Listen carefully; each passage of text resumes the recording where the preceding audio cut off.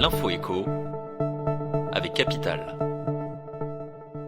On commence avec le chiffre du jour, 200 millions d'euros. C'est le montant que l'État perd chaque année à cause d'une niche fiscale insoupçonnée, les pick-up.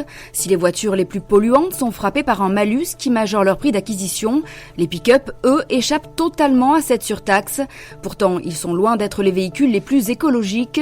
Le modèle le plus vendu en France, le Ford Ranger, rejette entre 181 et 231 grammes de CO2 par kilomètre. Cela devrait le rendre normalement passible d'un malus compris entre 9 353 et 10 500 euros. Certains députés ont donc décidé de s'attaquer à ce régime de faveur. Un amendement au projet de loi de finances vise à le supprimer. Il sera étudié cette semaine en commission des finances de l'Assemblée.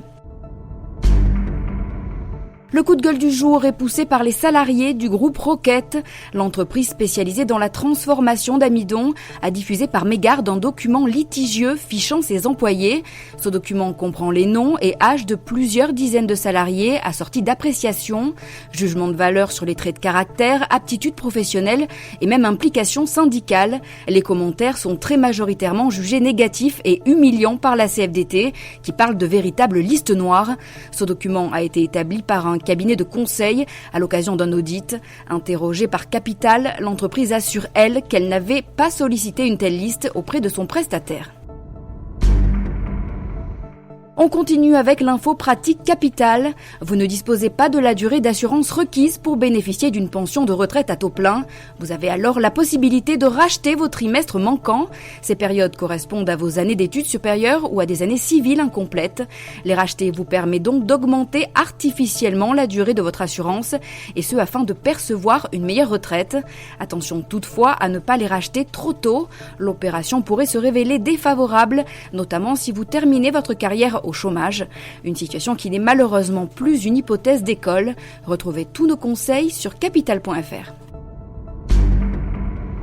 Tech et grande distribution pour finir, le groupe Carrefour rejoint le protocole Food Trust développé par IBM. Cette plateforme permet d'assurer la transparence de la traçabilité des aliments vendus en magasin, un protocole déjà rejoint par Walmart, Unilever ou Nestlé. Carrefour poursuit en parallèle l'application de la blockchain sur ses produits filière qualité.